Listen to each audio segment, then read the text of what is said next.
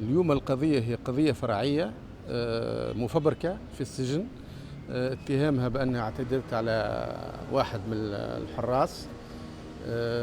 والغريب أنه القضية هذه متهم فيها متهمة أخرى من الحق العام وقع محاكمتها، وبعد اتهموا بها من جديد معناها أمينة في إطار الهرسلة، في إطار الانتيميداسيون، في إطار أنهم يحبوا يزيدوا يخوفوها، يحبوا يعذبوها أكثر. فهذه القضية الفرعية مش القضية الأصلية اللي وقع إيقافها من أجلها أو بسببها في القروان. واضح أن وجود أمينة في هالكم الهائل من القضايا، هذه تقريبا الثالثة أو الرابعة، بدون سبب وحيد، هي أن كتبت كلمة نساء على حيط صغير متاع معناها حديقة عمومية، قالوا ولت صور معناها أثري، ولت صور متاع مقبرة واعتداء وتدنيس على تدنيس مقبرة وإلى آخره، وبدأوا يعملوا لها في القضايا معناها.